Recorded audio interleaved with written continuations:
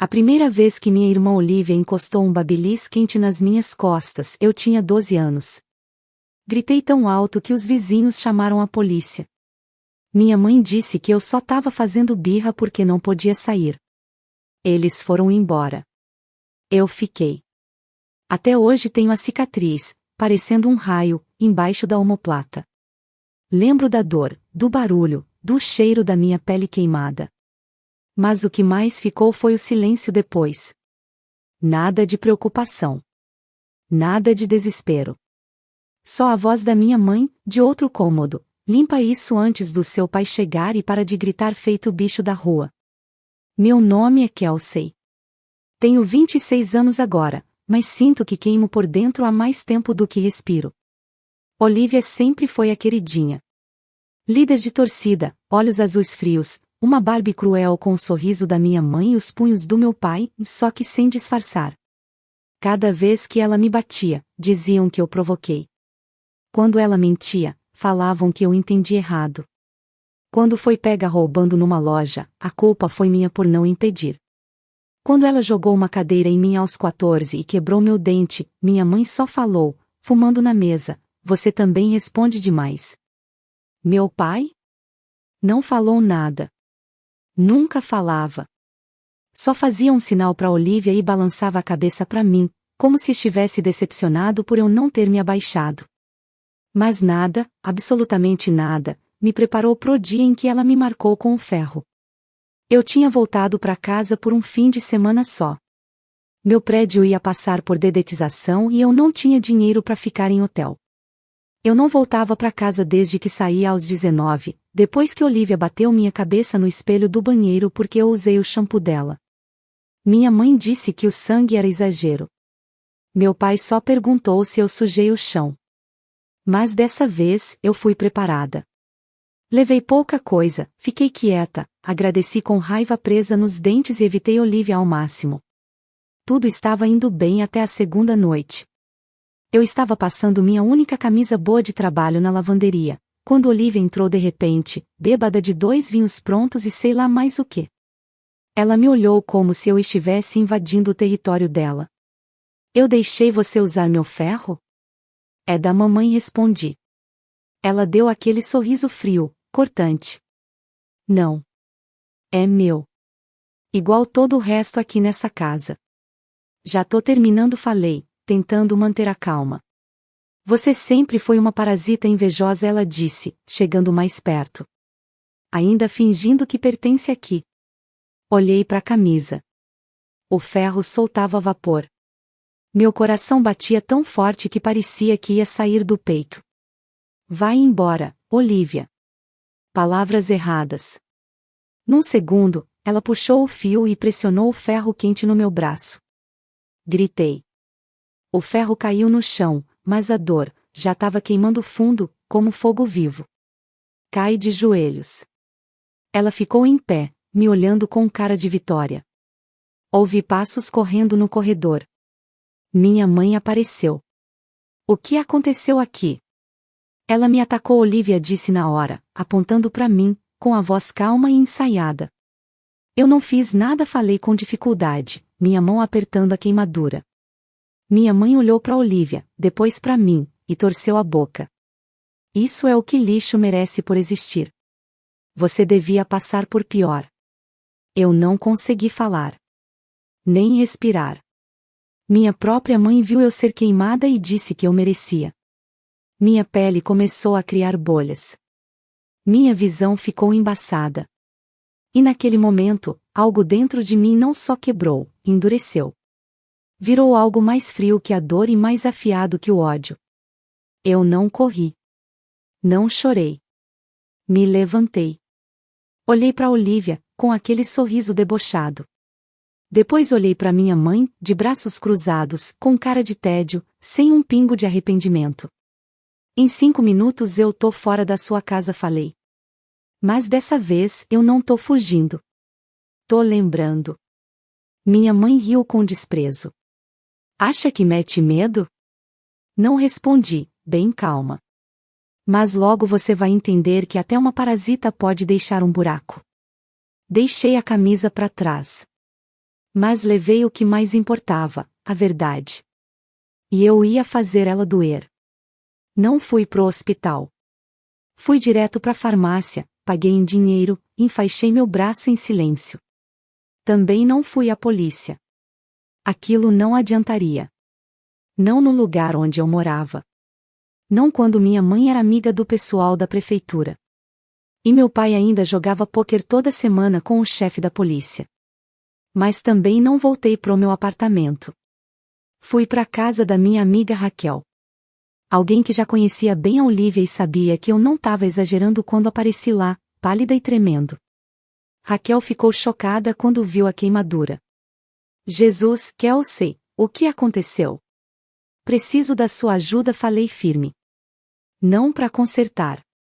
Para virar o jogo. Nos dias seguintes, Raquel virou meu porto seguro. Sentamos na cozinha dela e começamos a juntar cada memória, cada situação, cada prova que eu já tinha guardado, mas nunca usei.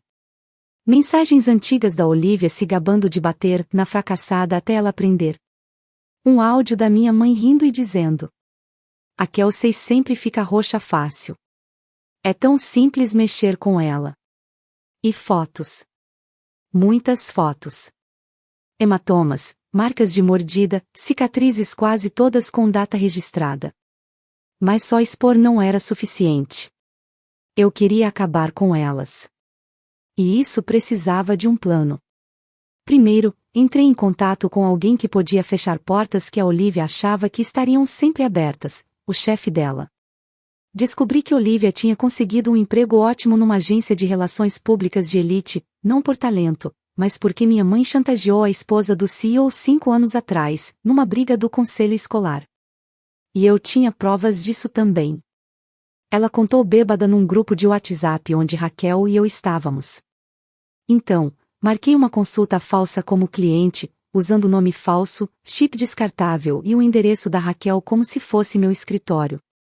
Enviei o projeto e pedi para falar com a Olivia pessoalmente, dizendo que admirava o profissionalismo, a imagem e a ousadia dela. A reunião foi marcada.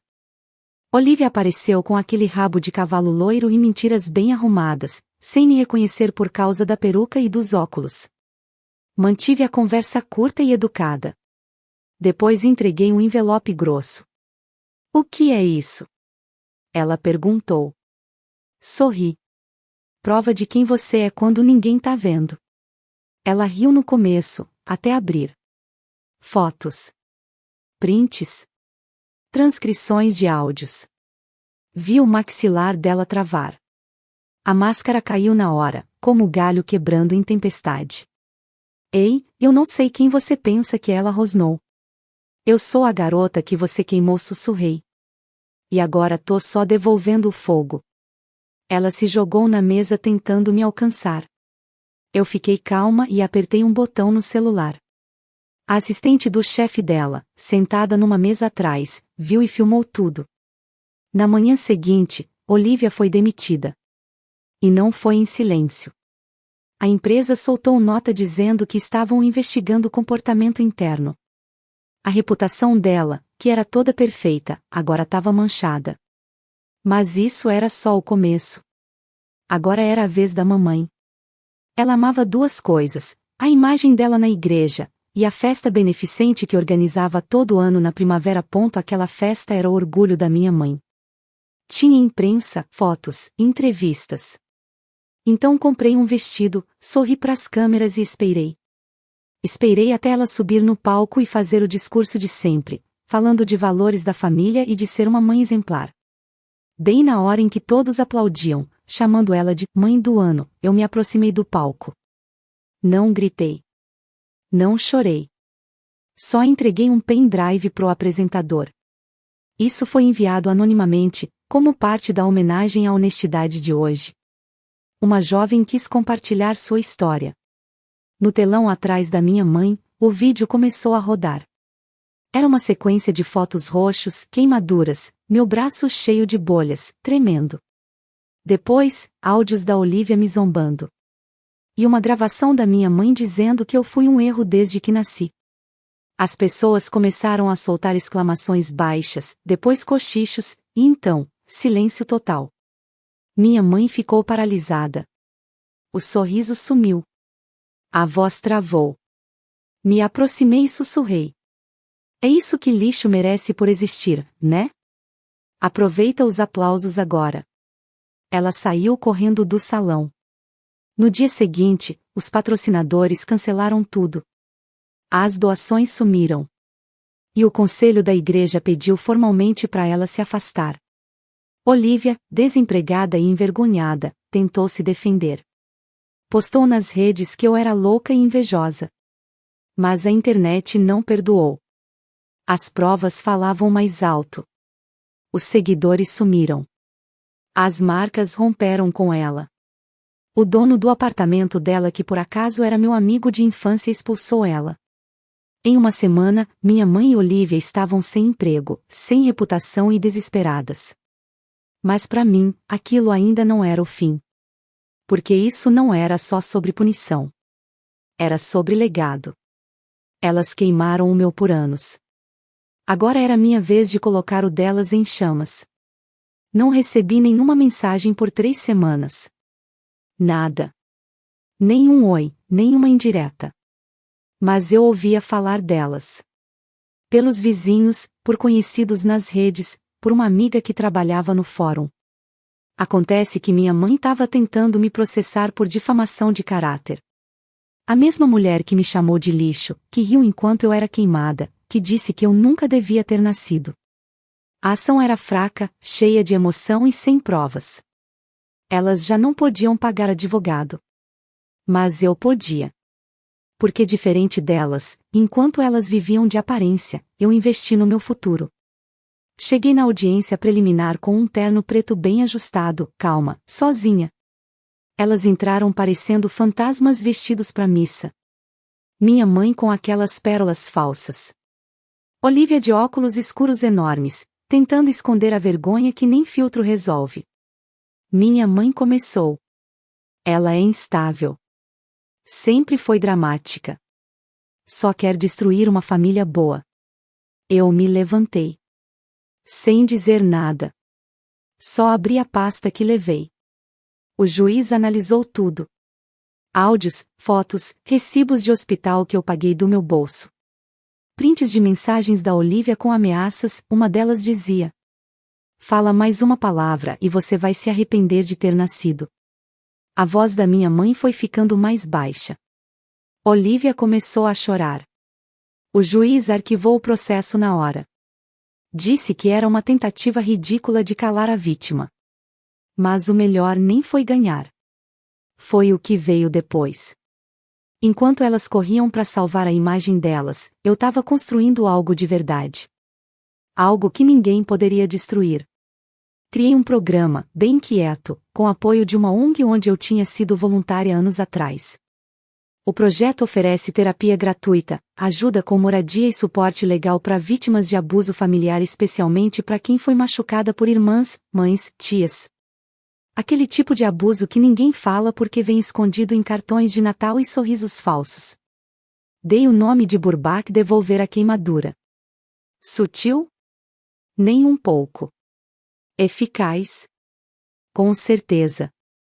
Minha primeira entrevista pública foi ao ar 6 semanas depois. Usei nome falso, mas a história era óbvia. O repórter leu uma frase minha. Tudo começou com um ferro de passar. Mas o fogo de verdade sempre esteve dentro de mim. O vídeo viralizou. Não porque era dramático, mas porque era real. Milhares de mulheres escreveram. Algumas conheciam a Olivia. Outras tinham sobrevivido a mães como a minha. E Olivia viu. Tentou reagir com um vídeo patético no YouTube, me chamando de mentirosa, forçando o choro no momento certo. Mas deu errado. Feio. Os comentários foram cruéis. Você queimou sua irmã e agora chora porque ela se curou mais alto que os seus gritos. Ela construiu mentiras. Eu construí cicatrizes. Os patrocinadores sumiram. Os seguidores dela caíam a cada hora. Olivia foi colocada na lista negra de todas as agências da cidade. Minha mãe tentou voltar pro antigo emprego no centro comunitário. Ouviu estamos com a equipe completa. O pastor bloqueou ela no Facebook. E eu? Me mudei para outra cidade. Recomecei. Mas não mudei meu número.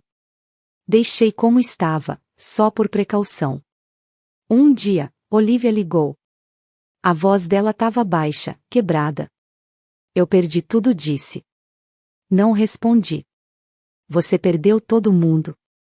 Tem diferença. Eu só tava com raiva. Eu só fui queimada. Clique. Desliguei. Eu não precisava de encerramento. Eu era um encerramento. E ali, sentada ao lado do adolescente que eu comecei a orientar, um garoto com marcas de queimadura causadas pelo padrasto bêbado, eu entendi algo. Eles tentaram me queimar viva. Mas eu não só sobrevivi. Eu me tornei a prova de fogo. E transformei as cinzas deles em algo que eles nunca vão conseguir tocar. Algo real. Algo mais forte. Eu